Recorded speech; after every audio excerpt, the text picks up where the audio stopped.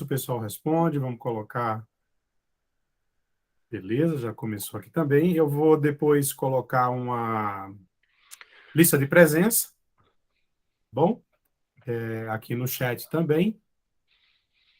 E eu gostaria de dizer a todos vocês, né, dar as boas-vindas ao nosso curso de extensão em atualização tecnológica em ressonância magnética do coração. Temos aí como facilitador, professor, né, desse curso, o William Douglas. O William é tecnólogo em radiologia, com formação no exterior em ressonância magnética e já trabalha há bastante tempo na GE, agora é do Clinical Education Leader for Latam e tudo mais.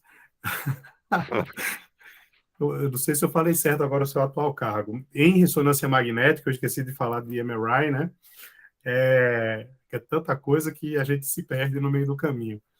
Mas o importante é o seguinte, o William é referência na área no que se trata de ressonância magnética e especialmente no tema de hoje, em ressonância magnética do coração. E esse é um curso do Instituto de Educação Superior IMEB, o IMEB-IES, é uma instituição que fica em Brasília, no Distrito Federal. Temos aí 2 anos de existência e temos como a GE Healthcare como parceira de primeira hora, e tudo que a gente faz, a gente procura envolvê-los, e para esse curso, e para esses cursos de férias, né, não é diferente.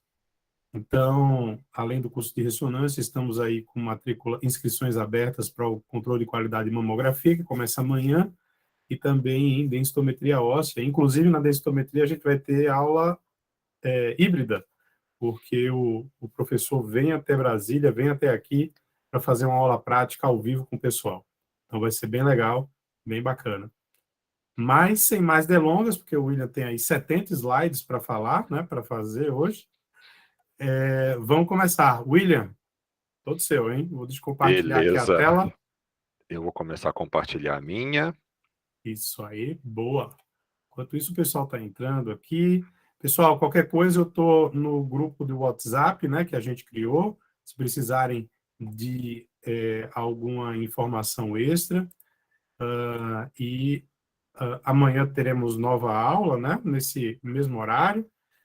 E vamos lá, vamos usufruir ao máximo aí de todo o conhecimento que o William tem para nos passar. Obrigado, William, mais uma vez. Estou por Eu aqui. que, Qualquer coisa me eu que chama. agradeço. Só me confirma se minha tela já está aparecendo, que Tela depois eu entro aparecendo, em modo automático aqui agora. tela aparecendo. Beleza, ó, Perfeito. dois votos mais de 10 anos, um voto entre 5 e 3, um voto menos de 3 anos e 4 votos não tenho experiência. Então Já é vamos uma lá. amostragem. Já é uma amostragem interessante. Bom, pessoal, mais uma vez, então, boa noite a todos presentes. Meu nome é William Douglas Cordeiro, eu sou especialista aí de aplicações na América Latina pela GE Healthcare. Então, agradeço o professor Homero mais uma vez pelo convite e pela introdução. Algumas pessoas aí no chat já me conhecem, alguns eu conheço, e a proposta desse curso, nesse formato online e em várias apresentações, é a gente poder navegar por todo o processo de execução, de realização de exame de ressonância cardíaca, tá? Então, a ressonância cardíaca, que é um estudo muito dinâmico, muito dependente de fisiologia, de preparo do paciente, de cooperação, de destreza na hora de manipular alguns parâmetros que são chaves para sair de algumas armadilhas e alguns artefatos. Então, a ideia é que nós possamos falar disso tudo ao longo desses 4 encontros, tá?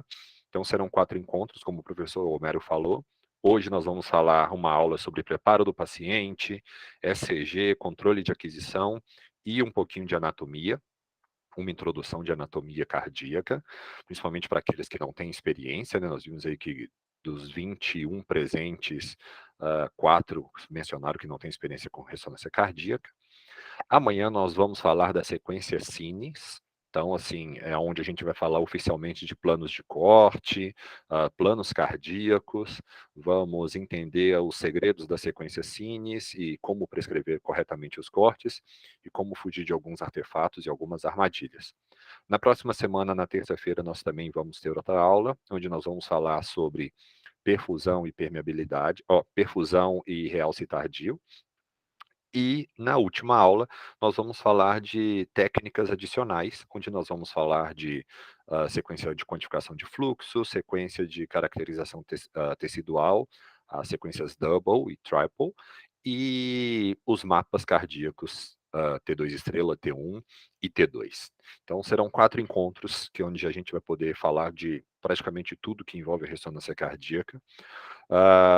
Não transformem isso numa oratória, numa pregação do evangelho. Por favor, participem.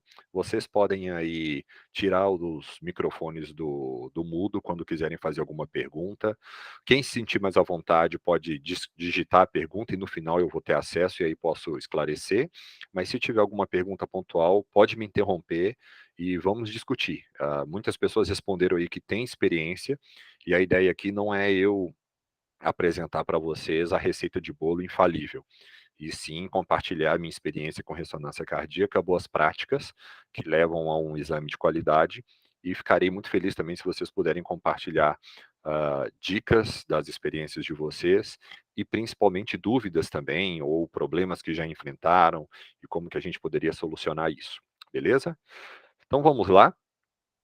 Então, só um aviso falando sobre o conteúdo desse curso, que é de propriedade da GE Healthcare, e que a ideia é apresentar metodologias de aquisição de imagem e não determinar nenhum critério clínico médico. Aqui minha apresentação, que já foi feita. Então, hoje nossa aula vem falando de preparação do paciente, tá? Que parece ser um tema meio simples, mas é onde saem 50% do êxito do exame, tá? Então, o estudo de ressonância cardíaca, ele vai requerer aí alguns cuidados básicos, algumas ações por parte de time de enfermagem, time técnico, para que o resultado final, que é a imagem, saia de qualidade, tá? Então, essa preparação do paciente, a gente vai ver que passa por várias etapas, tanto a parte de orientação do paciente, explicar como o exame vai ser feito, até mesmo a preparação da parte a ser estudada, pele e etc. Então, quando a gente fala aí de implementos clínicos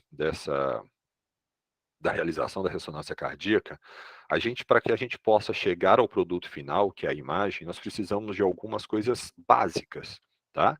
Primeiro, um cabo ECG, geralmente é fornecido pelo equipamento, então todo equipamento GE vem com esse cabo ECG, e aí através desse cabo é que a gente consegue coletar a diferença de potencial no paciente e ter a sincronização cardíaca para a produção de imagens. Sequências capazes de produzir imagens com sangue brilhante, sangue negro, quantificação de fluxo, sequências de realce tardio e de perfusão. Todas são compatíveis com a sincronização do ECG, tá? Então, todos os equipamentos, sejam eles mais básicos ou os mais avançados, possuem pelo menos as imagens básicas de cardio, que são as sequências de sangue brilhante, que são as cines, e as de sangue negro, que são as imagens double e triple, ok? As sequências de quantificação de fluxo, realce tardio e perfusão geralmente são opcionais, que podem ser adquiridos. Para a realização do estudo, já pensando em paciente, nós vamos precisar de um catéter para a via venosa, tá? Esse catéter é um acesso, então, normalmente a ressonância cardíaca precisa da administração de contraste, de agente de contraste. A gente cita aí a multivia porque normalmente a gente precisa fazer dupla infusão, tanto a infusão do contraste quanto de solução salina, de soro, para que a gente possa lavar esse acesso e para empurrar melhor o gadolínio, principalmente nos casos de perfusão, tá? Um extensor, esse extensor do acesso também vai auxiliar para que esse contraste chegue na região onde foi feito o acesso, e principalmente em casos onde o posicionamento do paciente foi feito com os braços para baixo, a gente ainda vai falar um pouquinho sobre isso. Nós precisamos aí de um gel abrasivo, tá? Comercialmente, esse gel abrasivo é conhecido como NuPrep, e ele serve para fazer a limpeza da pele do paciente, tá? A gente vai ver algumas outras regras de limpeza de pele, mas esse NuPrep, que eu costumo dizer que é um artigo de luxo, porque é um gel que não é muito barato, ele ajuda a fazer a limpeza da região onde serão colocados os eletrodos, e aí aumenta a condutividade da diferença de potencial na hora da realização do exame. E gel, esse gel condutor também, a gente pode dar como exemplo aí aquele gel simples utilizado em ultrassom, ele vai ser utilizado para a gente poder aumentar a condutividade dos eletrodos em relação à pele. Alguns eletrodos que são fornecidos, alguns fabricantes, eles vêm muito secos. E aí a gente colocando aí uma gotinha de gel aumenta a transferência de energia, melhorando aí a nossa curva de ECG, tá? Um tricotomizador, Gillette, alguma maquininha para a gente poder raspar o tórax dos pacientes masculinos. Isso é uma ação mandatória, a gente precisa limpar a pele, preparar a pele para que o eletrodo funcione bem, tá? Esparadrapo, fita adesiva, qualquer tipo de fita que possa nos auxiliar a fixar os cabos, tá ok? Eletrodos compatíveis com ressonância, e aí muito importante na hora de adquirir esses eletrodos, porque existem vários fornecedores, e alguns fornecedores apenas citam como eletrodos de carbono, e nem todo eletrodo de carbono foi testado para ressonância. Então é importante que haja um selo de autenticação de que é EMR Safety, digamos assim, que é seguro para ressonância na embalagem. Então, cuidado na hora de comprar para não falar assim, eu vou comprar eletrodo de carbono para ressonância. Nem todo eletrodo de carbono foi testado para ressonância.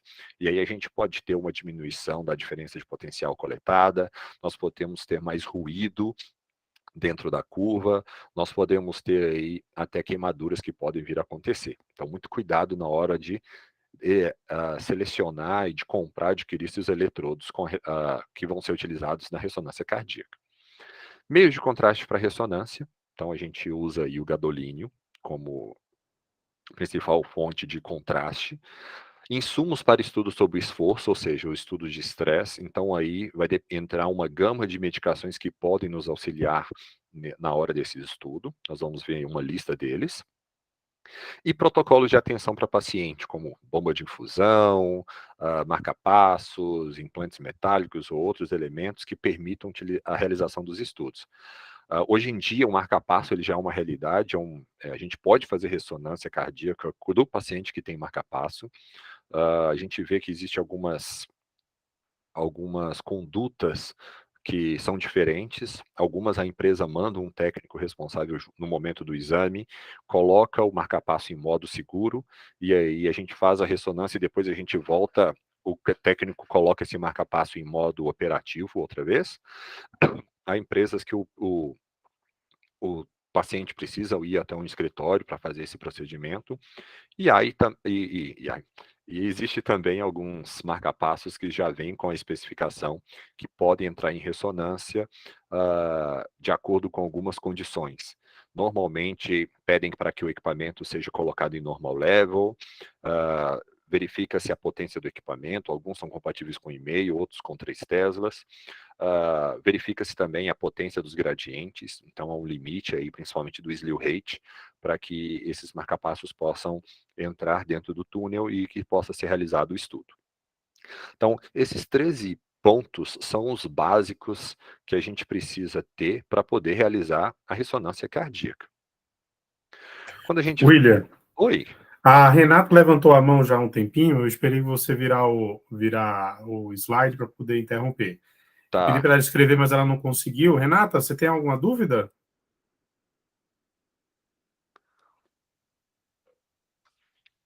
Para poder ter aberto, levantar a mão também sem querer.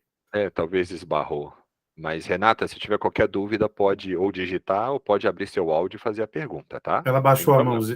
a mãozinha, eu acho que ela bateu sem querer. Vou Obrigado, William. fazer. Pode Imagina, seguir. vamos lá. Valeu. Então, falando sobre meio de contrastes, para que ele nos interessa? Em 2 momentos, tá?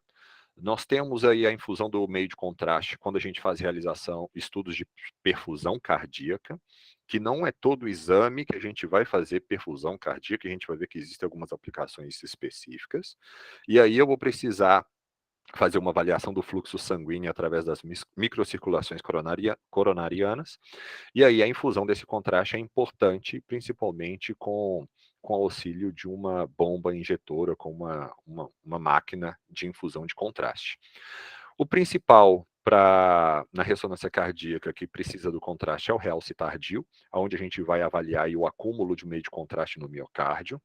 E aí a gente vai ter uma aula específica disso, mas nós temos na literatura 2 sinônimos, tá? O MDE, que é o Myocardial Delay Enhancement, que a gente vê essa sigla nas sequências da GE, para relatar que é uma sequência de realce tardio, e existe também o LGE, que é o Late Gadolinium Enhancement, que é um realce tardio também do gadolínio, que é usado em alguns outros fabricantes.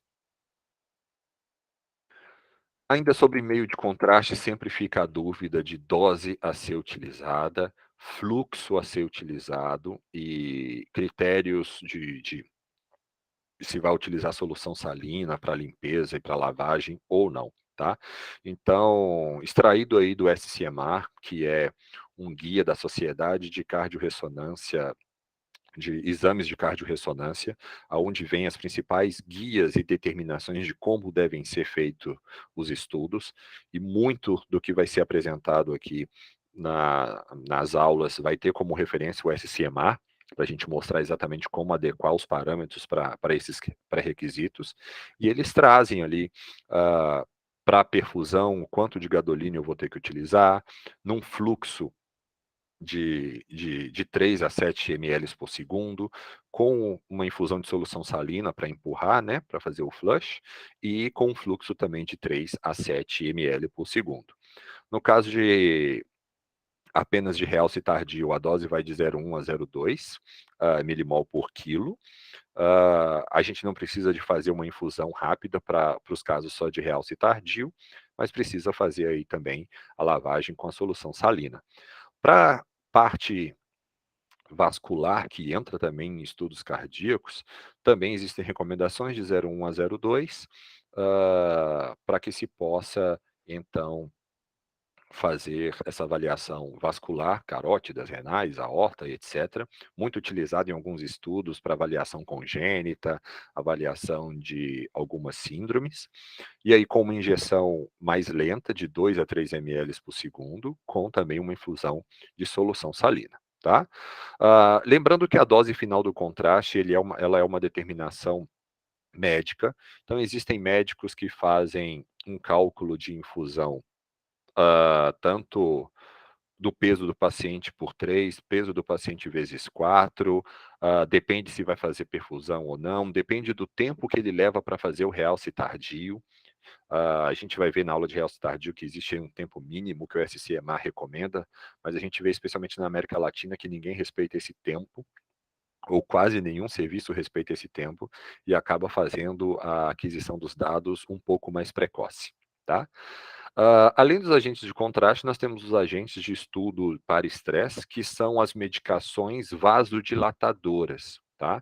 Essas medicações, a dobutamina, a atropina, a adenosina, o regadenoson ou o dipiridamol, que é o mais conhecido no Brasil, e aí a gente tem, quando a gente utiliza o dipiridamol, a gente tem o seu antagonista, que é a aminofilina, são medicações que são vasodilatadores. Elas vão ter a função de dilatar os vasos coronarianos, aumentando assim a capacidade perfusional de fluxo sanguíneo.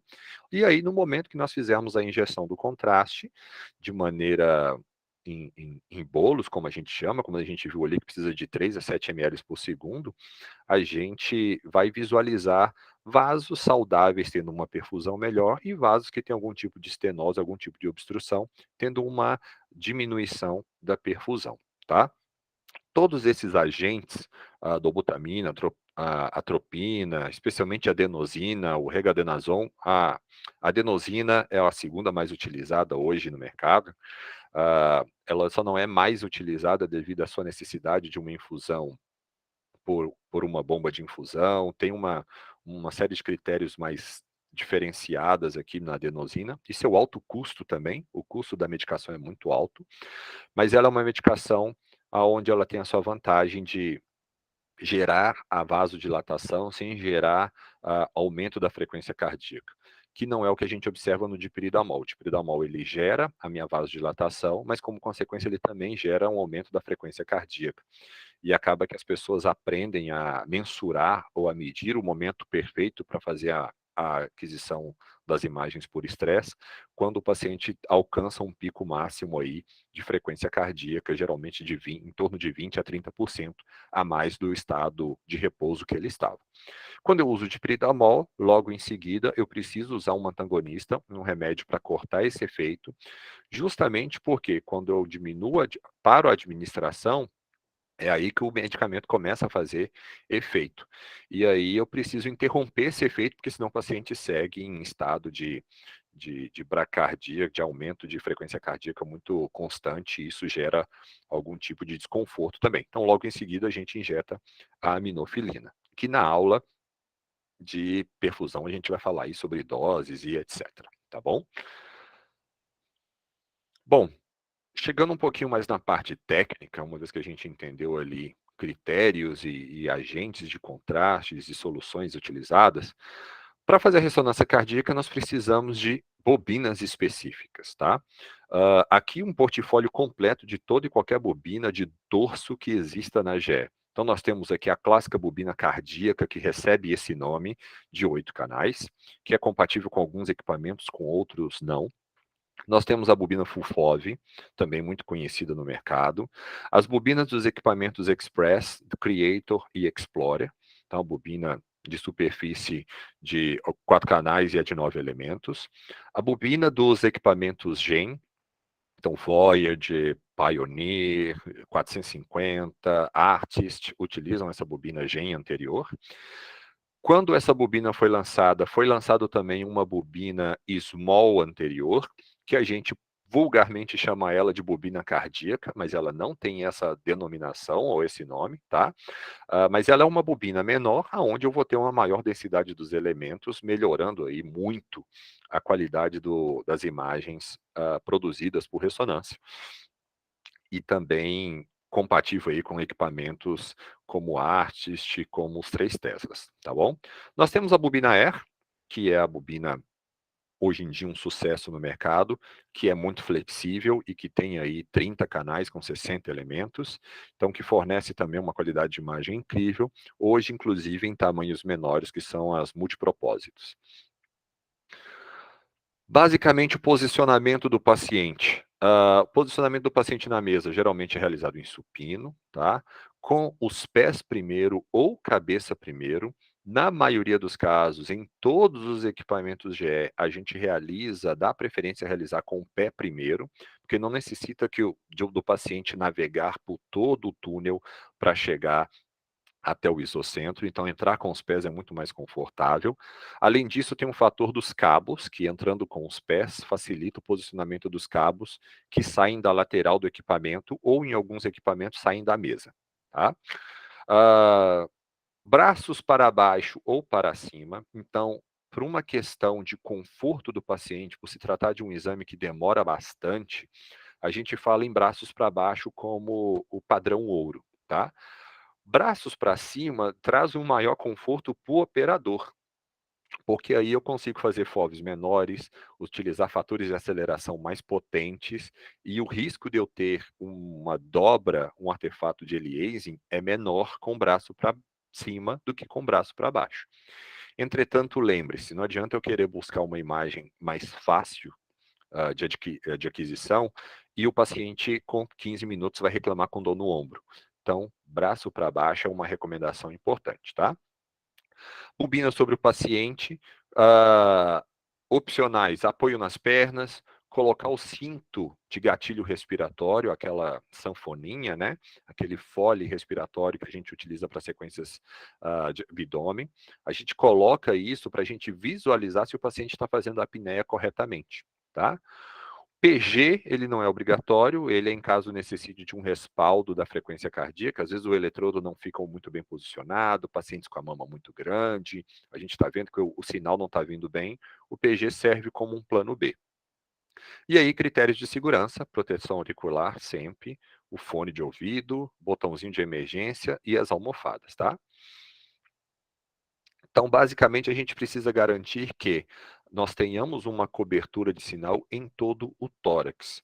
Quanto menor for a minha cobertura, porém suficiente para cobrir todo o tórax, melhor vai ser a minha qualidade de imagem. E aí, nós precisamos entender os modos de operação da bobina, porque a cardíaca, por exemplo, ela é pequenininha e ela só me dá uma cobertura nessa região. Mas bobinas como a FULFOV, por exemplo, eu não vou utilizar o fator FULFOV para realizar o exame, eu vou usar só a parte upper. A bobina GEM, dependendo do equipamento, ela me dá FOVs de 24, 32, 45.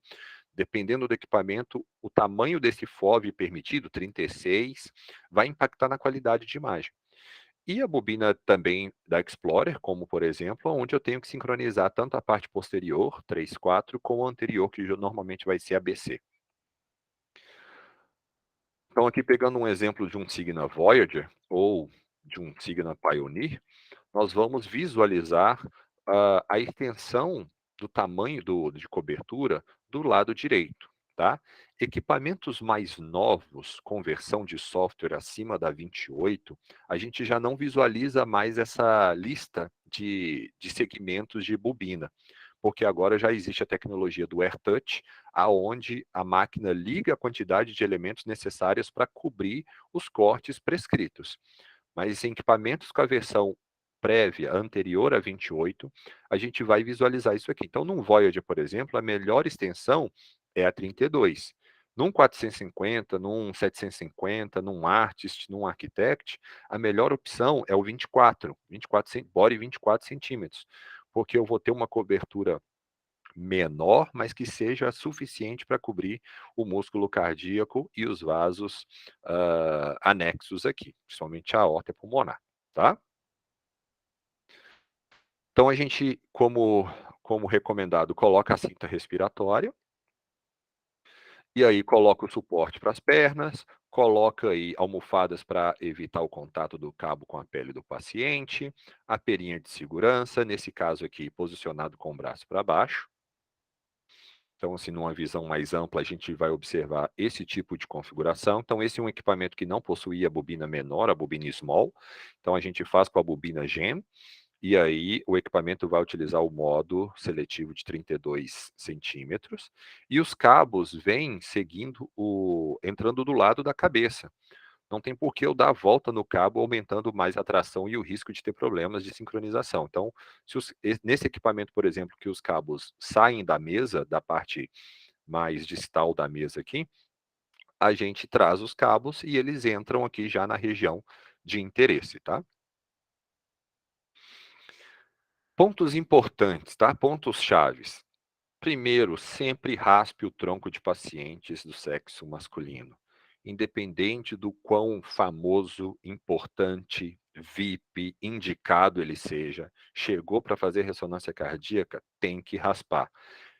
Que seja somente as regiões onde vai depositar os eletrodos, não precisa raspar o tórax inteiro, mas aonde a gente vai colocar o eletrodo, é importante fazer essa raspagem, essa limpeza. Usar o gel abrasivo, caso seja disponibilizado no serviço, ou então, caso não haja, evitar o uso de álcool. Nós temos a ideia de que sempre passar álcool na pele, eu estou limpando a pele. No caso da ressonância cardíaca, se eu passo álcool, uma gaze ou um algodão com álcool, eu vou estar tirando todo e qualquer componente de gordura da pele, mas deixando ela muito ressecada. E quando eu deixo ela muito ressecada, eu diminuo a minha condição de condutor elétrica entre a pele e o eletrodo. Então, por isso é recomendado não utilizar o álcool. Tá? Então, não tenho no PrEP, passa uma gaze limpa ou uma gaze com soro, mas não passa álcool, tá ok? Colocar sempre a via venosa antes do início do exame, verificar a diferença de potencial dos eletrodos, treinar o paciente de como o exame será conduzido. Então, assim, passe para o paciente parte da responsabilidade do êxito do exame dele. Explique para ele que ele vai precisar fazer uma apneia, na maioria das vezes, expiratória. Então, é claro que a gente pode realizar o estudo com a apneia inspiratória também, mas o recomendado é expiratória para que o coração esteja sempre na mesma posição. E aí treine com o paciente antes, mostre para ele como ele precisa fazer. Ensine-o que ele não precisa puxar tanto ar para distender muito o pulmão para depois soltar. Ele precisa puxar um pouco, mas ele precisa esvaziar completamente o pulmão e aí sim parar a respiração, tá? Ah, e evitar problemas que podem significar artefatos, como Eliase, sincronismo cardíaco falho, falha de sincronia respiratória. Tudo isso vai afetar a minha qualidade de imagem. Então, esses pontos-chave são importantes para a gente começar a dar seguimento no exame. Então, posicionei o paciente, fiz todas as orientações, posicionei todos os cabos, eletrodos, tudo certinho. Vamos entender um pouquinho como é que é o processo do eletro, tá? O eletrocardiograma, que é a parte importante para a sincronização da função cardíaca com as minhas imagens. Então, quando a gente fala aí de ressonância cardíaca, a gente está falando de utilizar derivações na ressonância magnética, diferenças de potencial, tá? Uma coisa importante, que é uma mensagem, um disclaimer que sempre vem nos equipamentos, é não utilizar o ECG para supervisão fisiológica. O ECG ele é um recurso para a gente fazer sincronia da função cardíaca do paciente com a sequência. Eu não posso assumir que esse ECG reflita uma condição fisiológica perfeita do paciente. Por isso que muitos serviços acabam adotando tanto o ECG para sincronização, mas também acabam utilizando outros recursos, outros monitores cardíacos dentro da sala para ver a condição fisiológica do paciente, tá? Hã, Importante, existem 2 formas de realizar o posicionamento dos eletrodos. A forma ECG padrão e a forma VCG, que é o Independent Vector Gating, tá. O VCG hoje é o mais recomendado para ser utilizado, especialmente em equipamentos de 3 teslas.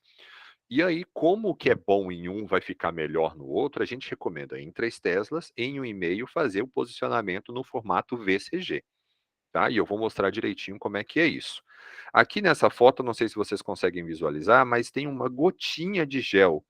Lembra que eu falei anteriormente que é recomendado colocar uma gotinha de gel em alguns eletrodos antes de fixá-lo na pele, tá? Isso vai aumentar a minha condutividade eletrônica entre eletrodo e pele e aumentar a minha diferença de potencial.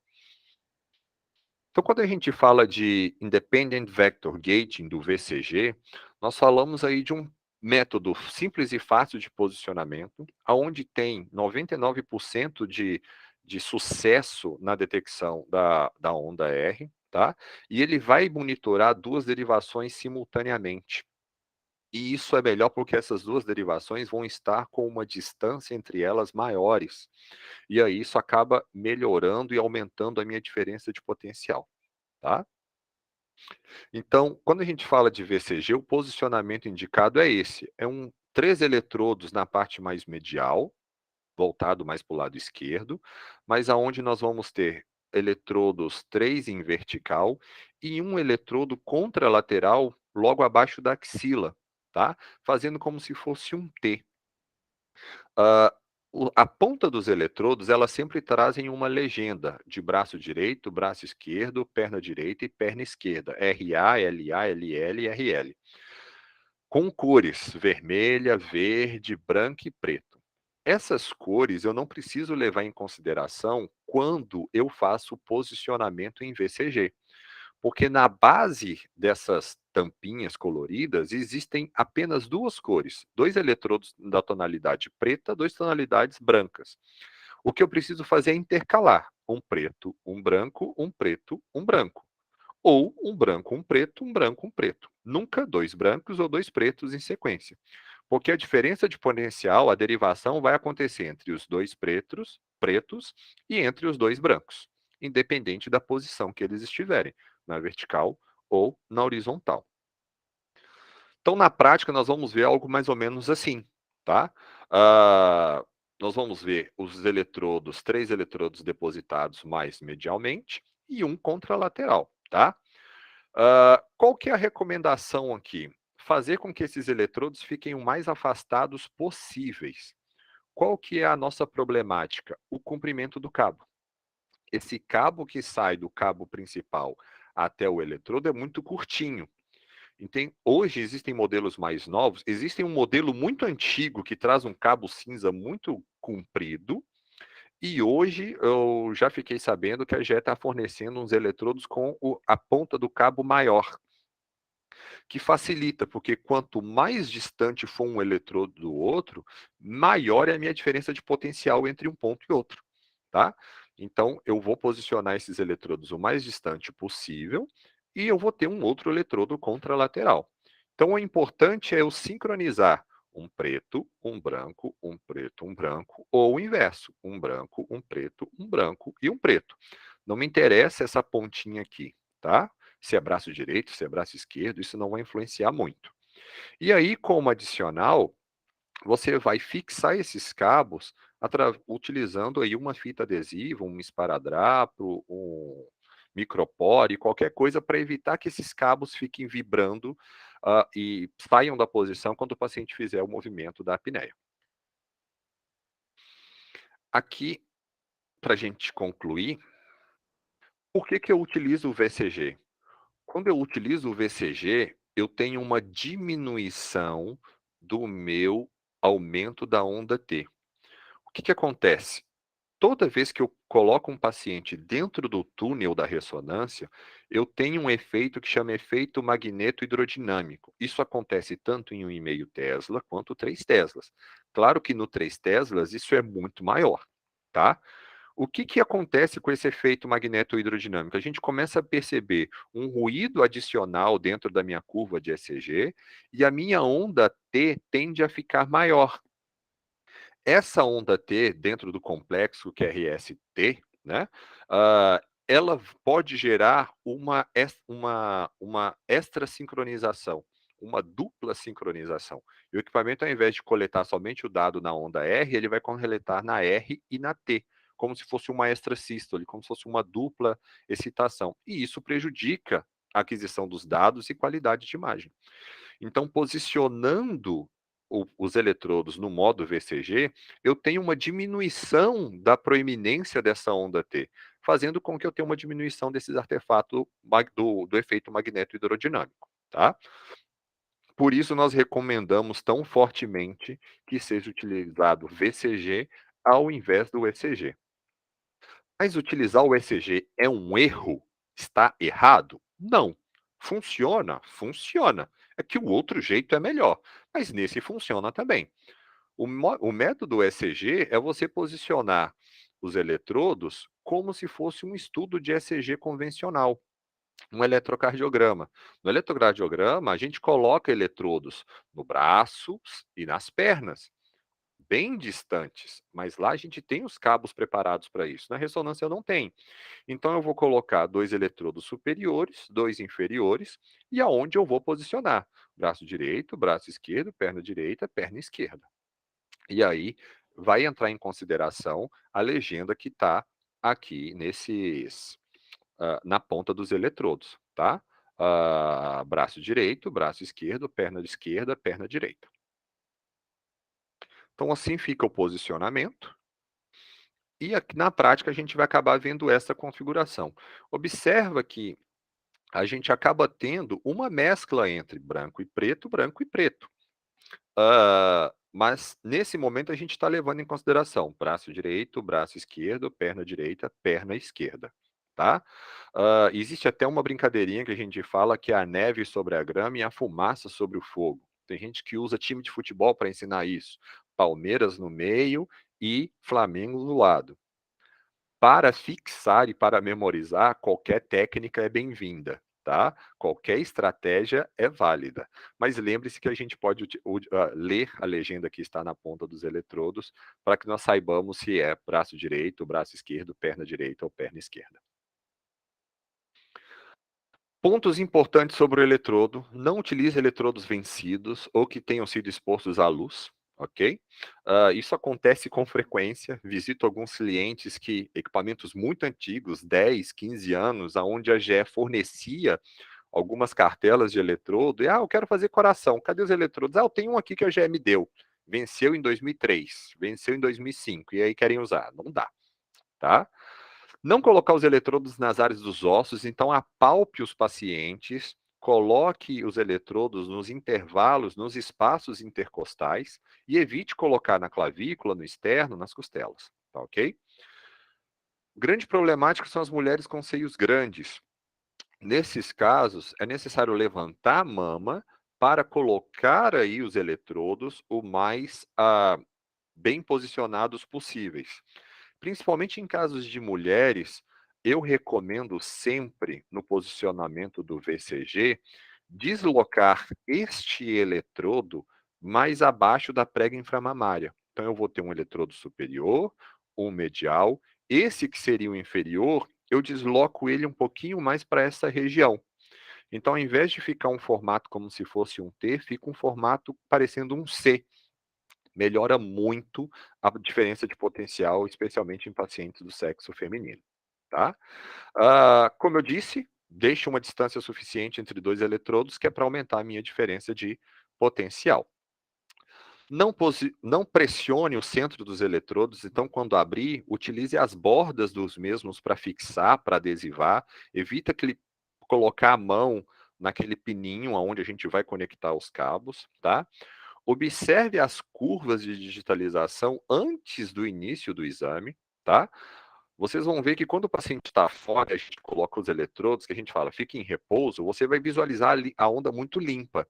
Quando a gente introduz esse paciente, a gente vai ver que vai introduzir um ruído, mas a onda ela tem que estar bem sincronizada. A gente tem que ver o equipamento reconhecendo a onda R. Uma vez que isso está acontecendo, é porque os eletrodos estão bem posicionados. Não está acontecendo isso, acabou de colocar o paciente está paradinho e a onda está ruim, nem começa seu exame. Volta, tira os eletrodos, descarta, pega os novos, limpa melhor a pele, aumenta a distância, muda a posição, porque se não começou com uma boa curva, não vai ter como continuar com o exame, tá? Alguns detalhes a mais que eu já falei: se o paciente entrar com o pé primeiro, fazer com que o cabo venha da parte superior, tá? Ah, por isso a gente até evita colocar a cabeça primeiro, porque senão o cabo ia dar muita volta e ia enroscar, o risco de enroscar é maior. Cuidado com esse cabo para ele não enroscar do lado da mesa, acontece muito, cuidado com isso. E coloque sempre uma fronha ao redor das derivações para evitar que elas fiquem esfregando na pele do paciente, tá? Coloque ali algum tecido, alguma almofadinha entre os cabos e a pele. Feito isso, já vi regrinhas de posicionamento, já vi como funciona regras de posicionamento dos eletrodos. Vamos entender como é que é o waveform display, ou seja, as ondas de sinal que a gente coleta. Então, quando a gente pega a tela do gating control, nós temos aí gating cardíaco, respiratório e PG. A primeira dica é: sempre clique no gating reset. Vai começar um estudo novo, algumas agendas fazem dia de cardio, né? Então, no mesmo dia, no mesmo período, a gente faz 2, 3, 5 cardios na mesma manhã ou na mesma tarde, no mesmo período. E aí, é sempre recomendado entre um paciente e outro você resetar esse gating, tá? Para você limpar aí toda e qualquer contaminação eletrônica que tenha de um paciente para outro. Observa também que quando você ativa, você tem que definir se você vai usar o Independent Vector Gating ou o Standard Gating, o ECG. E quando eu seleciono aqui, vai mudar o meu trigger lead. Quando eu uso o VCG, eu vou ter VCG1, VCG2. Quando eu tenho o ECG, eu vou ter ECG1, 2 ou 3, porque no ECG eu tenho 3 derivações. Então, aqui mostrando como é uma curva do ECG clássico e como é uma curva do VCG, tá? Essa marca branca é ela que determina que o ECG está conseguindo fazer a leitura, ou seja, que a minha curva está boa o suficiente e que a máquina está reconhecendo a minha onda R perfeitamente, tá? Aqui um outro exemplo, quando a gente combina todos os gatings possíveis, então VCG, PG e gating respiratório. Lembrando que gating respiratório na ressonância cardíaca basicamente só é utilizado hoje em uma técnica, que é na sequência 3D Heart, que a gente utiliza para fazer imagens coronarianas. Fora isso, o resto não é sincronizado com a respiração. A gente só usa a respiração para ver se o paciente está fazendo a apneia corretamente. É possível fazer sincronização simultânea entre cardíaco e respiratório, mas é difícil a gente ver isso na prática, tá? Mas é possível, a gente pode ligar essa opção lá no Gate Encontro. E aí, quando a gente tem essa onda do ECG, o que que nos interessa aí? Entender que esta onda, este intervalo entre esses 2 pontos que nós chamamos de onda R, é o que vai determinar o TR da nossa sequência. Então nós vamos ver que a maioria das sequências, o TR vai ser um parâmetro bloqueado, onde eu não vou poder ir lá e manipular o valor que eu quero. Porque o TR efetivo vai estar diretamente relacionado à distância entre as ondas Rs, entre um ciclo cardíaco e outro. Então, nós temos aqui o complexo QRS, é onde nós temos o início da fase sistólica do paciente, e depois nós entramos na fase diastólica. Nós vamos aprender que algumas imagens nós adquirimos aqui, ou seja, o início do ciclo começa na onda R de uma R a outra, e existem outras imagens que nós adquirimos nesse momento aqui, no momento da diástole, tá? Então, o RR intervalo, ou intervalo entre as ondas R, é que basicamente vai determinar o meu TR da minha sequência. Em alguns casos eu vou precisar de mais ou menos. Quando eu tenho aí o complexo QRS, eu tenho a opção de inverter a onda R, principalmente quando a minha onda T for muito proeminente, para evitar assim que eu tenha um trigger adicional, tá? Então, eu vou mostrar na tela do equipamento onde é que a gente pode fazer essa inversão, tá? Aqui, mais uma vez, explicando o complexo QRS e a onda T e o nosso momento de descanso, que é o momento da diástole cardíaca, tá? Então, o ciclo RR, o intervalo RR, ele é o intervalo entre um ciclo completo de sístole até a próxima sístole.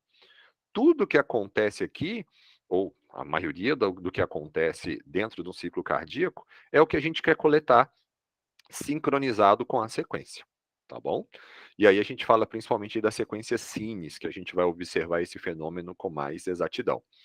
Aqui mostrando o que acontece em cada momento do complexo PQRS e da onda T. Então, o momento que a gente tem aí fechamento das válvulas, abertura das válvulas, fechamentos da válvula, contração ventricular isovolumétrica, o momento da ejeção, o momento das válvulas aórticas, momento máximo da diástole, até começar todo o ciclo de novo, tá? Então, sístole atrial, sístole ventricular, diástole ventricular e sístole atrial novamente, recomeça aí o nosso ciclo, beleza? Então, nós vamos ver que algumas imagens nós adquirimos o ciclo completo, as imagens dinâmicas, as cines. As imagens estáticas, normalmente, nós damos preferência para adquirir elas na fase diastólica, porque nesse período diastólico é onde o coração está mais parado e ele está com um diâmetro maior. Então, fica mais fácil de fazer avaliação anatômica neste momento e a imagem fica com menos artefato também. E a gente vai ver já já que o gate encontro, ou os parâmetros do trigger, é que determinam se eu vou adquirir os dados nesta posição ou nesta posição. Então, aqui mostrando uma sequência Cine, aonde eu tenho uma fase sistólica e uma fase diastólica.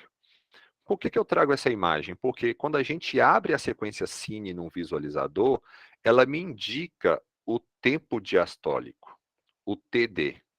Ok? Esse TD, ele me indica qual que é o valor que eu posso colocar dentro dos meus triggers para definir se a imagem vai ser adquirida com coração em diástole ou coração em sístole. Então, em alguns casos, principalmente nas sequências de realce tardio, nas sequências double, eu posso vir a utilizar este valor que a máquina está me dando aqui para colocar no meu trigger point, para que a máquina faça a aquisição nesse exato momento de diástole máxima, tá? Eu vou exemplificar isso um pouquinho mais para frente. Aqui um vídeo que mostra um pouquinho sobre a onda do ECG, tá? Então aqui a gente vai ver um pouquinho sobre ECG e VCG, o que o equipamento nos apresenta. Equipamentos mais novos, principalmente da versão 25.3 para frente, ela já me indica aqui do lado quais são os eletrodos que estão sendo ativados para me gerar essa diferença de potencial, tá? Observa aqui que eu já utilizei o recurso de inversão da onda R. Desativando, olha, a onda R voltou para baixo e em alguns momentos eu estou tendo extra coleta de dados, porque ela está pegando tanto a onda R quanto a onda T. Aqui variando de ECG1, ECG2 e ECG3, modificando aqui quais são os eletrodos que ela está coletando os dados. E à medida que a gente vai trocando, ele me mostra diferentes valores de potência. Quando a gente traz para o VCG, eu tenho só dois, VCG1 e VCG2, e a máquina me mostra os dois ao mesmo tempo, tá? Eu tenho a opção de manter os dois ligados, ou eu posso desativar também o que tiver com menor diferença de potencial. Observa que a onda de cima, ela está mais limpa e ela está com uma potência, uma milivoltagem muito maior que o de baixo.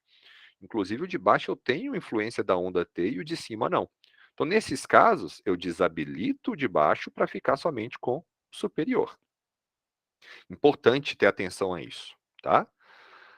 Como controlar a aquisição? Então, a gente vai ver agora na nossa aba Cardiac que existem vários parâmetros ali que são importantes na hora da aquisição dos dados, tá? Uma delas é o trigger type. Então, o trigger type ele vai me indicar, a gente não tem influência nesse parâmetro na maioria das vezes. Ele vai me indicar quais são as ferramentas ou os triggers que o equipamento está levando em consideração para fazer a sincronia. Então, aqui, por exemplo, ele está me falando que está VCG 1 mais 2. Se eu desabilitar um deles, vai ficar só VCG 1 ou VCG 2. Quando eu ativo a parte do PG, aqui vai mostrar PG. Fazendo um parênteses aí, é quando a gente tem principal causa de erros em exames de fluxo licórico, quando a gente ensina o pessoal que tem que colocar o PG no dedo do paciente, mas que tem que ir lá no Gating Control e ativar PG Waveforms Display e PG Trigger Lead. Se eu não ativo o Trigger Lead, aqui vai ficar buscando o ECG, e a máquina não vai conseguir fazer o estudo de fluxo licórico, tá? Voltando aqui para o nosso mundo cardíaco, isso aqui o equipamento vai coletar automaticamente, lembrando que eu posso modificar de acordo com a elegibilidade de um VCG1 ou VCG2 ou do ECG1, 2 ou 3, tá? O número de RR intervalos fica logo abaixo e na maioria das sequências nós vamos poder controlar isso aqui, tá? Principalmente nas sequências estáticas, a gente consegue controlar com quantos números de intervalos nós vamos coletar todos os dados. Lembrando que mais números de intervalo significa tempo maior de aquisição, porque vai aumentar diretamente o meu TR.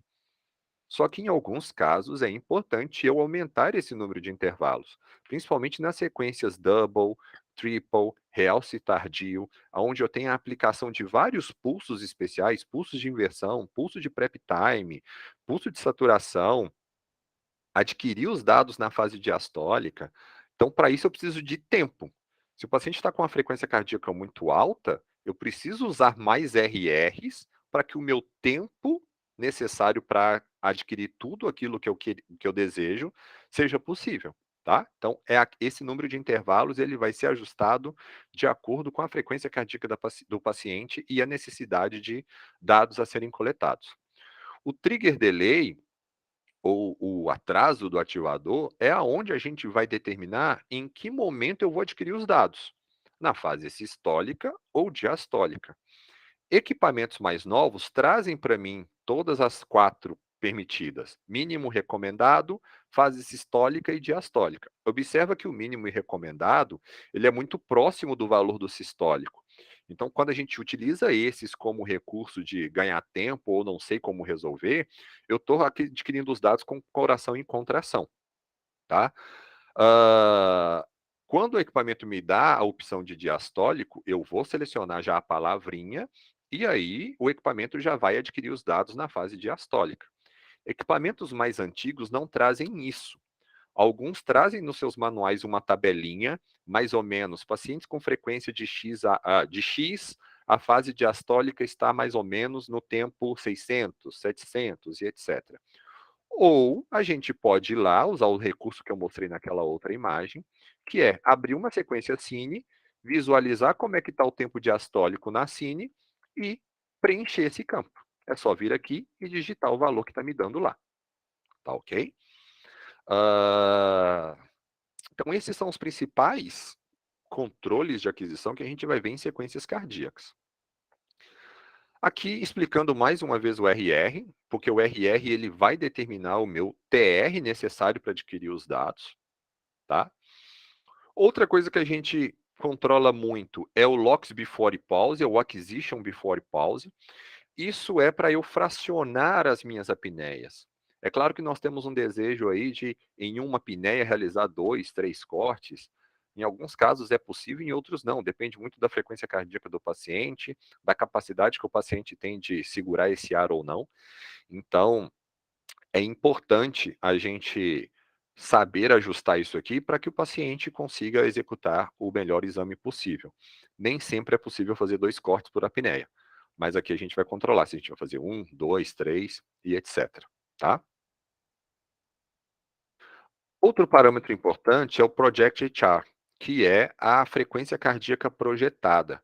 Este me ajuda muito em pacientes que estão com arritmia cardíaca, a gente vai ver isso na prática, e ele me ajuda muito também no momento da perfusão cardíaca. Então, na aula de amanhã, a gente vai ver já como utilizar isso aqui em alguns casos, e na aula de perfusão, a gente vai voltar a falar disso aqui.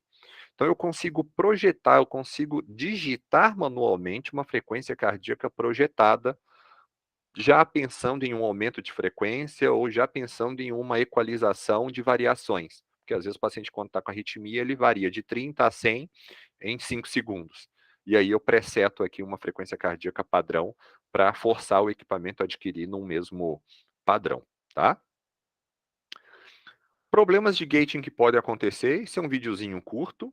Então a gente tem aí uma onda muito limpa, e aí a gente pode ter a presença de ruído.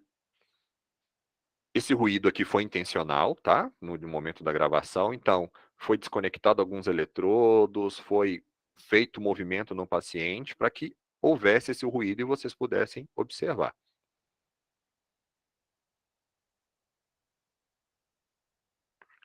Aqui, quando a gente tem um duplo trigger causado pela onda T, que eu já mencionei várias vezes, então olha só, o equipamento está coletando 2 vezes o dado. Usei o recurso da inversão, ele parou de coletar 2 vezes o mesmo dado. Outra coisa importante é a seleção da melhor diferença de potencial. Então, observe aqui que eu estou com uma diferença de potencial baixa, eu tenho muito ruído e pouca sincronização, tá? Então, fomos lá, desconectamos tudo, aí eu tenho uma variação até que chega no meu zero. Ó. Perdi minha sincronização, os valores ficaram absurdos. Outra coisa é você mensurar qual que está maior. Então, isso eu comentei no outro vídeo. Se eu tenho um que está com 2,90 e outro que está com 0,92, eu vou desabilitar o de baixo para que o equipamento utilize somente o VCG1. Tá? Isso pode ser o contrário, pode ser que o de baixo esteja maior. E aí basta só eu desabilitar o que não está bom.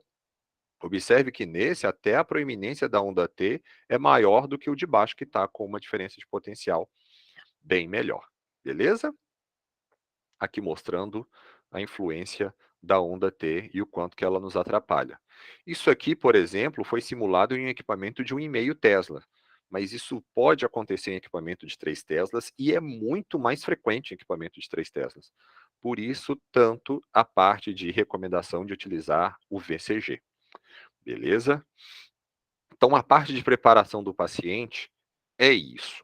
Então, a gente tem que prestar bastante atenção nos insumos que nós precisamos ter, nas orientações que nós passamos para o paciente e, principalmente, nos controles de aquisição que nós vamos ter ao longo do exame, principalmente o VCG. Uma vez que uma onda de eletrocardiograma não está boa, o exame já começa ruim e vai seguir ruim. Tá ok?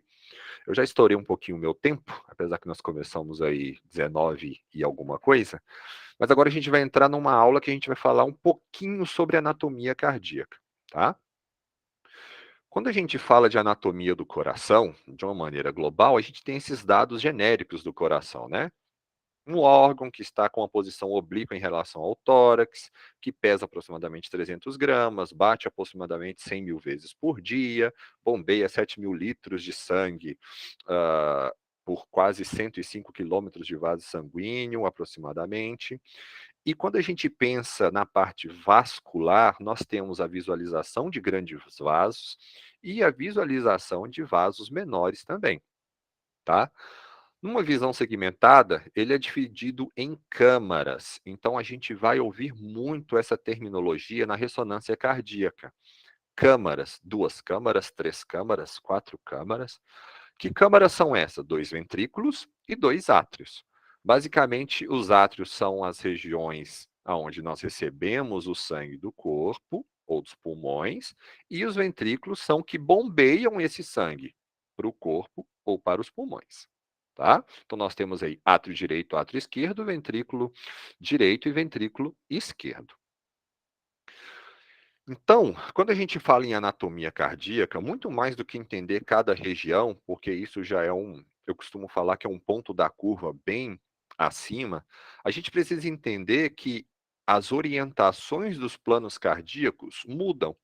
Então, tudo aquilo que nós conhecemos como axial, coronal e sagital deixa de existir e a gente passa a ter novas nomenclaturas. Essas nomenclaturas são dadas de acordo com a visibilidade, com a visão que a gente vai ter do coração. Então, nós vamos ter, ora, visualizando as 4 câmaras, ora, 2 câmaras. Essas 2 câmaras podem ser 2 câmaras do ventrículo direito ou do ventrículo esquerdo. Um eixo curto, que é um eixo mais perpendicular. Via de saída do ventrículo esquerdo, existe via de saída do ventrículo direito, dentre outros. Tá? Então, aqui um exemplo do que é um 4 câmaras, o que é um 2 câmaras, um que é um via de saída do VE, ou popularmente conhecido também como 3 câmaras, o que é um trato de saída da aorta, que é um plano que alguns médicos pedem para ser projetado, e o eixo curto, que seria como fazer um corte perpendicular ao maior eixo do coração. Então, o êxito da ressonância cardíaca, fase 2, é você entender esses planos e saber planificar bem esses planos. Isso nós vamos ver na aula de amanhã. Numa visão bem genérica, o que mais nós levamos em consideração quando a gente analisa uma imagem? Nós temos o coração dividido entre os ventrículos, os átrios, a região do ápex cardíaco, o ápice cardíaco e a base cardíaca. Então, em alguns momentos, a gente vai ouvir falar muito assim, a gente alinha os cortes de acordo com a base. Os cortes têm que pegar da base até o ápice cardíaco. O que é isso? Então, o ápice seria a nossa ponta do coração e a base seria a parte mais basal, onde a gente tem ali a transição entre átrio e ventrículo, onde estão as válvulas, ok? Em uma visão de 2 câmaras, a gente novamente vai ter aí o que é a base, o que é o ápice, mas agora por que 2 câmaras? Porque eu estou vendo átrio e ventrículo simultaneamente. Opa, eu vi um áudio aberto, alguém quer fazer uma pergunta? Acho que não, acho que foi por engano. Aqui numa visão do eixo curto, então aqui nós vamos ter no eixo curto a visualização do ventrículo esquerdo e ventrículo direito, a visualização do septo interventricular, aonde é uma região muito importante para acometimento de patologias, mensuração de dados, medição de mapas. Então, o eixo curto ele me traz muitas informações aqui. Dependendo da altura que a gente tiver, porque a gente tem divisões apicais, médio-ventriculares e basais, ainda vou mostrar isso para vocês. Nós vamos ver aí a presença dos músculos papilares. Além disso, nós temos uma subdivisão entre as camadas cardíacas, aonde nós temos o epicárdio, que é uma camada mais externa, o miocárdio, que é uma camada mais medial, e o endocárdio, que é a camada mais interna do coração. Então é importante a gente ter esse conceito também, porque principalmente na parte de realce tardio, a gente vai falar muito de técnicas para avaliação do miocárdio, lesões que podem ser mais subendocárdicas, e aí existe uma técnica especial para avaliar isso, vamos ver na aula da semana que vem, tá? Aqui, uma visão genérica do três câmaras, ou via de saída do VE, aonde a gente vai visualizar o átrio esquerdo mandando o sangue para o ventrículo, e aí, do ventrículo, a gente vai visualizar esse sangue saindo pela aorta. Por isso que a gente chama de via de saída do VE, porque a gente vê a saída do ventrículo esquerdo, ou três câmaras, aonde eu vejo átrio, ventrículo e aorta. Por isso que três câmaras é um termo popular, mas não é oficialmente correto, porque a gente não está vendo uma terceira câmara, ok? Nós temos as válvulas cardíacas, e aí a gente já aprendeu muito isso lá em fisiologia e anatomia, que tem aí como função primária controle de direção do fluxo sanguíneo, onde nós temos basicamente duas classificações, as atrioventriculares e as semilunares, dois tipos, atrioventriculares e semilunares. As atrioventriculares, nós temos duas principais, que é a tricúspide e a bicúspide, que também nós chamamos como válvula mitral. E as semilunares, nós temos a válvula pulmonar e a válvula aórtica. Então, aqui numa visão anatômica, nós temos aí a válvula tricúspide, a válvula mitral no ventrículo esquerdo e a válvula aórtica. No momento da sístole, as válvulas atrioventriculares se fecham, e aí nós temos uma abertura das válvulas semilunares, ou seja, é o momento aonde o coração faz a contração e o sangue sai, tanto pela aorta quanto pela pulmonar. No momento da diástole, o fluxo entre a aorta e pulmonar é interrompido e é o momento de passagem do sangue que voltou do corpo e do pulmão, dos átrios, para os ventrículos, então as válvulas atrioventriculares se abrem e as semilunares se fecham, tá? Outras referências anatômicas que os médicos utilizam e que também nós podemos utilizar são oriundas de planos anatômicos do tórax. Porque por mais que nós façamos todas as imagens ali pensando nos planos cardíacos, ainda assim nós realizamos algumas imagens no plano axial, principalmente, sagital e coronal algumas vezes, tá? E aí no plano axial, o que que ele me traz de informação? Principalmente a parte de grandes vasos. Então ele me mostra a aorta ascendente, a aorta descendente, o ramo principal da pulmonar, pulmonar direita, pulmonar esquerda, um pedacinho da cava superior. Esse plano aqui, principalmente, é muito importante para a gente marcar o trato de saída do ventrículo direito. A gente vai ver isso amanhã. Aqui um corte mais inferior, a gente já começa a ver o átrio esquerdo, o átrio direito, consegue ter uma visualização da aorta, um pedacinho do ventrículo direito e a aorta descendente. Num plano coronal, que nos ajuda muito a prescrição de quantificação de fluxo, trato de saída do ventrículo esquerdo, a gente tem aí uma visualização simples do ventrículo direito, o ventrículo esquerdo bem proeminente, e a gente vê bem a aorta ascendente, tá? Logo ao lado a gente vê a cava superior e a gente vê um pedacinho da artéria pulmonar. Então, a gente sabe que em alguns casos a indicação do exame é a avaliação de grandes vasos. Então, em alguns casos, a aorta, em outros, pulmonar, em alguns casos, a cava também é indicado. E aí é onde entra o nosso maior desafio, que é o estudo da cava superior. Num plano sagital, aonde não é algo que é errado ou proibido, mas que a gente vê, vocês vão ver na aula que a gente não recomenda, ele serve como orientação de planos cardíacos. Então, tem gente que utiliza o sagital já para planificar um 4 câmaras, por exemplo, tá? Quando a gente pega o maior eixo obliquado aqui do coração. Mas, em resumo, o plano sagital ele me mostra muito bem artéria pulmonar e ventrículo direito. Nós produzimos essa imagem aqui ou algo muito similar a isso, quando falamos de via de saída do ventrículo direito. A gente consegue ver um pedacinho da veia pulmonar esquerda, dependendo da posição do corte, átrio esquerdo e válvula mitral, tá? Além dos grandes vasos, nós temos as artérias coronárias, tá? Então, as artérias coronárias, nós temos basicamente 3 grandes artérias. A artéria coronária esquerda, que aí ela vai se ramificar em circunflexa e descendente anterior esquerda, e nós temos a artéria coronária direita. Então, numa visão anatômica, nós vamos ver aqui o ramo proximal ou principal da coronária esquerda, e aí a sua ramificação em descendente anterior esquerda, onde a gente pode visualizar isso em imagens de ressonância, visualizando aqui o tronco principal e a artéria descendente esquerda. Nós temos a circunflexa e nós temos a artéria coronária direita, que também pode ser observada ali facilmente em uma aquisição da ressonância cardíaca. Tá?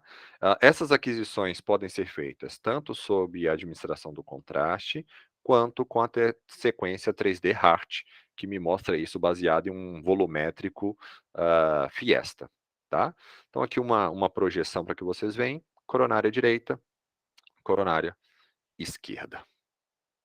Por que é importante saber essas 3 ramificações importantes da coronária?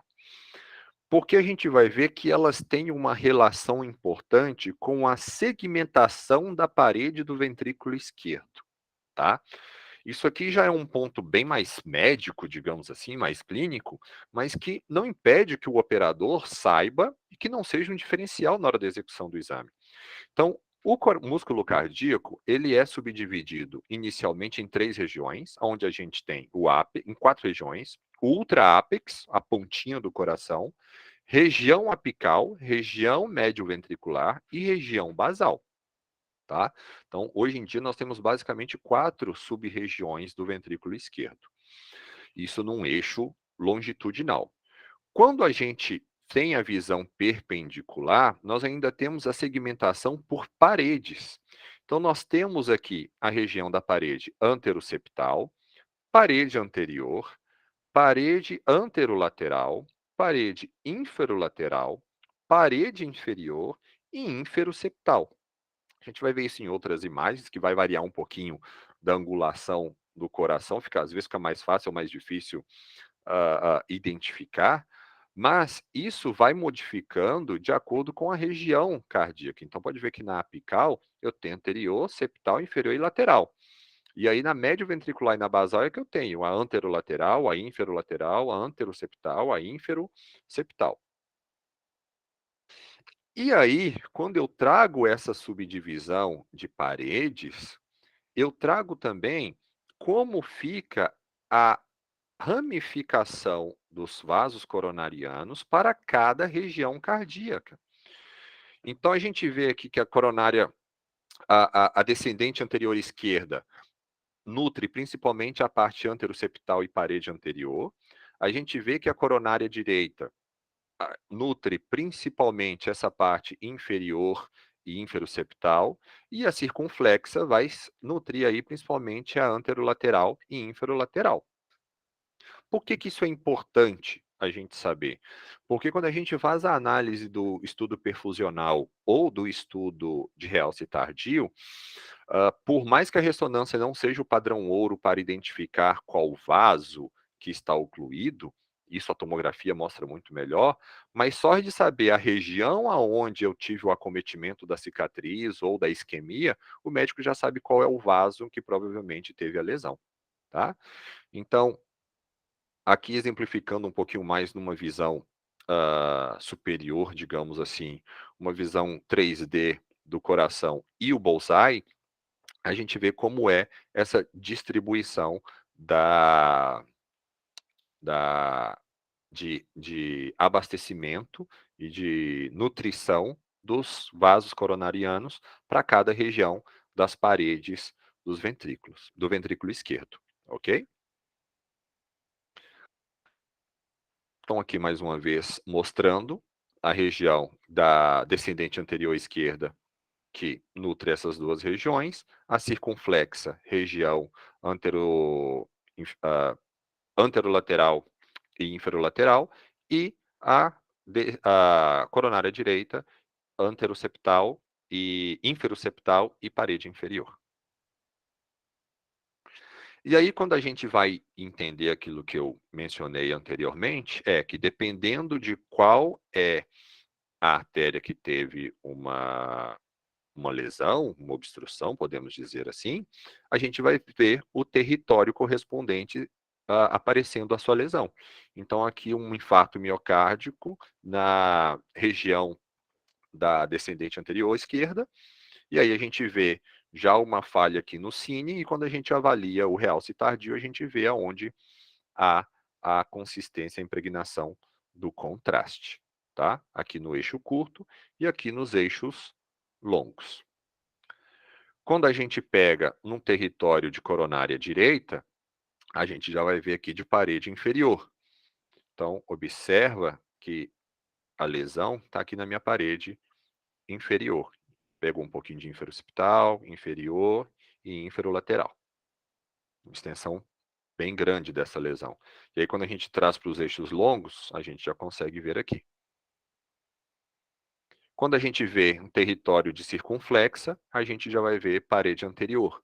Então, a gente já consegue ver aqui a lesão na região de parede anterior e anterior, parede lateral, e aí a gente consegue ver aqui também no eixo longo, tá?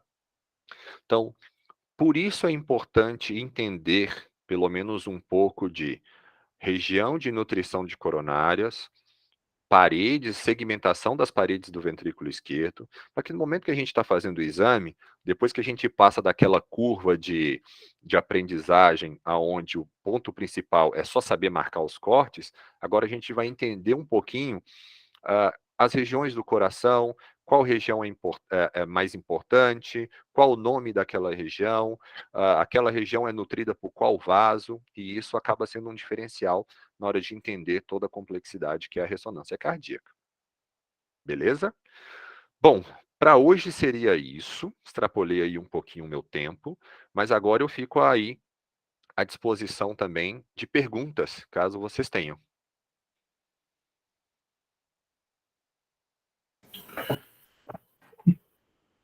Muito bem, William. Boa, valeu demais. Pessoal, uns 5 minutinhos aí para fazer perguntas, levantar questões. Sei também que teve muito conteúdo, então às vezes a pessoa não tem nem ainda condições de fazer a pergunta, mas o Carlos já levantou a mão aqui. Carlos, pode abrir o microfone e participar. Vamos lá.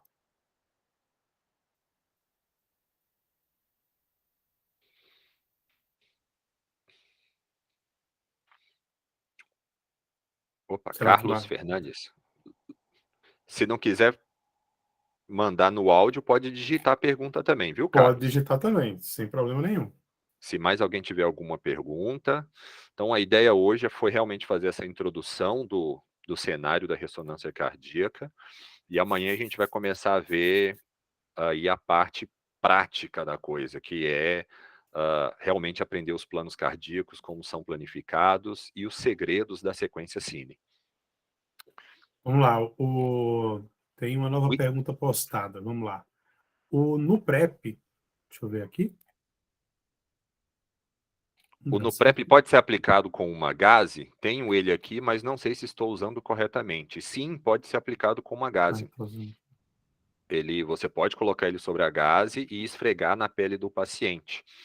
Ele vai fazer a limpeza, mas ele também, de uma maneira bem esdrúxula, ele vai causar alguns danos na pele. É como se ele fosse abrir os poros do paciente, melhorando a condução eletrônica entre o eletrodo e a pele.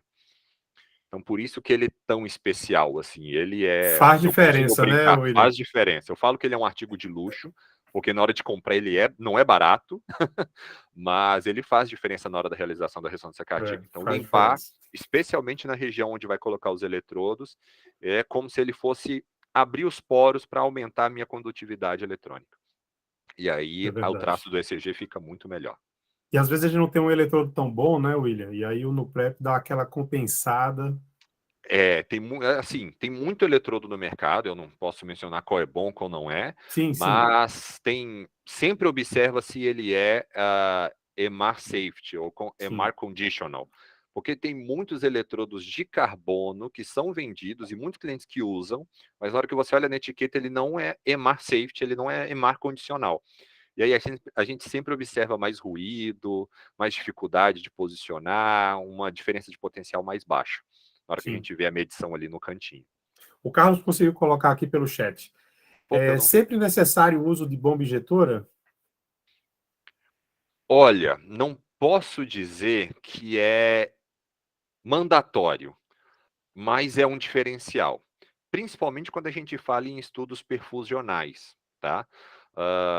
Porque a gente precisa manter uma consistência na infusão do contraste, que precisa ser alto, porque a gente vê ali que está na casa na ordem de 3 a 7 ml por segundo. Então, a injetora de contraste, ela facilita muito esse processo. Mas existem muitos centros que não possuem esse recurso, e sim, é possível fazer a ressonância cardíaca manualmente. Aí entra um critério clínico, um critério médico. Se o médico aceitar fazer e para ele está tudo ok, tudo bem. Mas não é obrigatório, é um diferencial muito importante. É recomendado pela SCMA que tenha injetora, mas nós conhecemos também nossa realidade, que nem todo serviço tem. E aí, dá para fazer. Muito bem. A Cindy fez aqui uma pergunta pelo chat também. O valor É. do Project HR que você falou, que pode ser ajustado nos casos de arritmia, é o valor de alcance máximo de frequência estimado? Como você mensura esse valor? Durante as sequências anteriores? Então, Cindy, geralmente a gente pega uma média do valor que a gente está tendo na arritmia. Então, se eu estou tendo uma arritmia que está variando entre 30 e 100, eu vou pegar uma média disso, vou jogar ali uns 65, 70. Geralmente é a média do menor valor arrítmico que você tem e do maior valor arrítmico que você tem. Uma média aí você consegue utilizar. A gente vai ver amanhã algumas estratégias para contornar os problemas de arritmia. Na aula de amanhã a gente vai falar disso, uma parte bem específica. Mas, respondendo a sua pergunta, é uma média. Maravilha. O Josimar levantou a mão. Josimar, por favor, pode abrir o microfone ou escrever no chat. Oi, William, boa noite. Boa noite. Oh, boa noite. Boa noite. Deixa eu tirar uma dúvida. Com relação ao gel de ECG que a gente pode estar colocando, essa uma gotinha, ele é aquele gel de ultrassom ou é aquele gel que é específico para ECG, que ele já tem uma solução salina? E uma outra pergunta com relação ao RR. Você falou que tem uma tabela que no equipamento ele fornece, né? O valor do RR com aquele valor lá de 600, 700. Essa tabela está em qualquer equipamento? Não. Então vamos lá. Primeira pergunta sobre o gel. Se você tem um gel especial para eletrodos, muito melhor. Mas se você não tem o gel de ultrassom, resolve o problema, ajuda ali na hora do sufoco, tá? Tem muitos serviços que fazem o exame de eletrocardiograma, que aí tem os insumos todos e já tem o gel especial. Mas alguns serviços de ressonância não tem o ultrassom presente e não tem aí o Exames eletrocardiograma cardíacos. presente, e aí a gente acaba utilizando o do ultrassom, que é um recurso fácil e prático de obter. A segunda pergunta é: nem todo equipamento traz essa tabela. Então, assim, a GE, à medida que vai atualizando suas versões de software, vai colocando e tirando dados ali daqueles protocol notes e até dos manuais. Mas, então, essa tabela pode ser que alguns equipamentos tenham, pode ser que alguns outros não. Não consigo te precisar qual tem, ou se o seu tem ou não tem. Se não tiver no manual, porque no manual do operador tem. A gente sabe que em alguns equipamentos a gente tem o manual do operador instalado ali na máquina. Eu recomendo, ou você pode procurar essas tabelas via internet, que sempre acha, ou abre um chamado para o serviço de aplicação da GE, que a gente procura essa tabelinha em materiais internos aqui e compartilha. Beleza, obrigado. E Imagina. só mais uma dúvida. E Opa, não corre o risco de queimar, não, esse gel, né, por exemplo, no e-mail, o gel que a gente coloca lá não corre risco de queimar, não, durante a aquisição? não, não. Risco zero. O que pode acontecer é, que já aconteceu comigo, é um eletrodo de uma marca específica que já vem com muito gel. E aí, como a gente ensina e a pessoa já tinha dado aula, visto esse curso em outra oportunidade, a pessoa pega o gel do ultrassom lá, porque a médica falou que tem que colocar o gel também. Colocou o gel e aí na hora que aplicou ficou gel demais, vira uma piscina. E aí diminui, porque vai perder a fixação do eletrodo, ele começa a sair da posição na pele. Mas risco de queimadura não tem não, ele só aumenta a condutividade, mas ele não gera queimadura como uma água, por exemplo. Tá bom, obrigado. Imagina. Maravilha, William. Esgotamos as perguntas por aqui. Hoje foi uma aula especial, porque essa parte de preparação, como você falou, é 50% do exame. Preparou bem, você já começa com o pé direito, vamos colocar dessa maneira, né? Exatamente. Então, tem tudo para dar certo. Pessoal, são 8h33, vamos finalizar por aqui. Eu queria agradecer a presença de todos. Por favor, preencham aí a nossa lista de presença e pesquisa de satisfação. E amanhã estaremos aqui no mesmo bate-canal, no mesmo bate-hora. Certo, William? Certíssimo, certíssimo. Beleza. Compensando todo esse fuso horário, estaremos aí. Depois te conto Você onde eu está tô. onde? Ixi, eu tô longe. Você está longe? Eu tô em Trujillo, no Peru. Eita, delícia. Trujillo. Muito bom. Trujillo. Isso aí. Muito bom. Tudo certo, Beleza. mas deu certo. Pessoal, obrigado Deu pela certo, participação super. de hoje. Vejo vocês amanhã. Espero que com mais participação, com mais perguntas. E é isso. Espero que tenham gostado da aula de hoje. Nos vemos O amanhã. pessoal vai processar as perguntas durante o dia. Podem colocar no WhatsApp ou mesmo no fórum, dentro do ambiente virtual, que aí a gente traz para cá, eu compilo tudo, deixo tudo bonitinho, trago tudo para cá, mostro antes para o William, porque aí com isso ele já antecipa todas as respostas, já faz mais rápido, e aí com isso amanhã a gente separa os 10 primeiros minutos, esse momento de esperar o pessoal entrar e tal, para já ir tirando as dúvidas daqueles que já estiverem na sala. Beleza? Perfeito. Valeu, meu povo. Obrigado, boa noite, Tchau, bom pessoal. Bom descanso. descanso. Tchau, tchau. Valeu, abraço, William. Tchau. Tchau.